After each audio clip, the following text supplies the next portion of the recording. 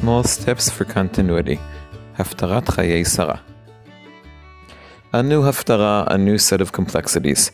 At first glance, the Chayey Sarah Haftarah seems relatively simple, or at least it should be, as it too comes from Sefer Melachim and is well known. David is aging, and his son Adoniah seizes the opportunity to take control of the kingdom, just as his brother Avshalom had attempted in the past. He throws a grand feast and invites most of his brothers, certain senior officials, and the people of Yehudah, but forgets to ask those who might stand in his way: Natan the prophet, Tzadok HaKohen, Benayahu ben Yehoiada, and Shlomo. With the help of Batsheva, Shlomo's mother, Natan leads the move that will bring about Adoniah's downfall and Shlomo's coronation, despite the story stopping midway when David commits to helping them. As I said, up to this point we're dealing with a relatively familiar and seemingly simple story. What If So caused the distress released into the world in the opening sentence? Unfortunately, it stems from the fact that I too fell into the central trap that lies in waiting for commentators of the Haftarah. Yes, I was unwillingly dragged into trying to understand the connection between the Haftarah and the parasha. The Lubavitcher Rebbe, in his talks on the weekly parasha, explains that just as Avraham ultimately chose Yitzchak over Ishmael and the sons of Keturah, so too did David choose Shlomo over Adoniah and his other sons. The abridged version in which I wrote the Rebbe's understanding doesn't do justice to his words, and this isn't even the Rebbe's final conclusion.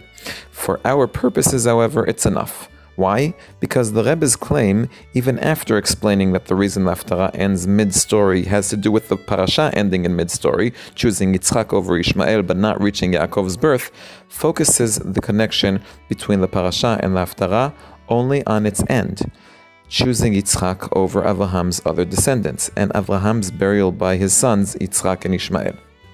I hope the Rebbe forgives me, but I find this explanation difficult for two reasons. The first and less convincing is that we've reduced the entire connection between the parasha and the Haftarah to a small and almost marginal part of the parasha.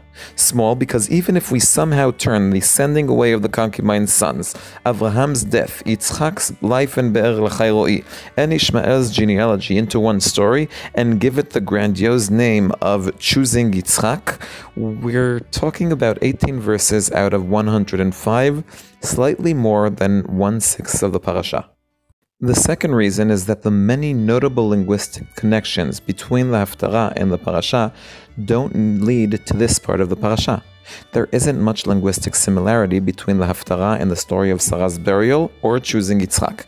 However, chapter 24, which deals with the finding of the wife for Yitzchak, is full of potential comparisons. For example, old and advanced is his days, Zaken Babayamim, a beautiful maiden or virgin, swore by Hashem, as swore to eat and drink, flock and cattle, bowed down to the ground.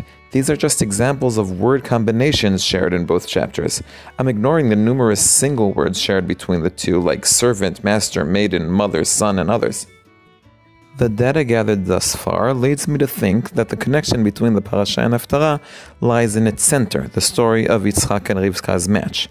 All that remains now is trying to understand what this connection is, something I hope we can accomplish, though I'm still unsure how. I could be very technical. The purpose of the Haftarot, according to Rabbi David Abudarham in his commentary on blessings and prayers, is to remind synagogue goers of the weekly parasha during a period when public reading of the weekly portion was prohibited. This reminder can be given by mentioning the story in two words, like, "For this is as the waters of Noach to me," in Haftarat Noach, through a very similar story or prophecy, like the Haftarah of Turma, which deals with the building of the temple, complementing the parasha, which deals with the erecting of the Mishkan, or, as in our case, similar words that cause our association to work overtime.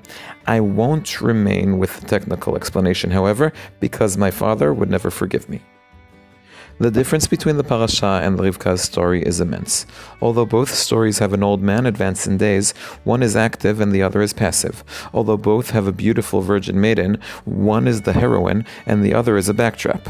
One story encourages family connection, and the other severs them. The stories aren't only different, they seem to have opposite trajectories. I could be banal and say that what both stories have in common is continuity.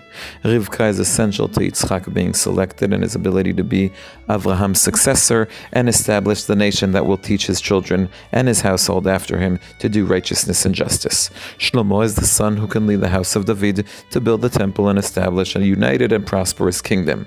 I even believe this claim to be correct. My problem with it is that upon second glance, it doesn't add much new insight, and it turns out I've wasted your time for nothing. This is not something I'd want to do. So I continued searching, and there might be something else that connects finding Rivka to choosing Shlomo, and that's the story's hero, or more accurately, the anti-hero.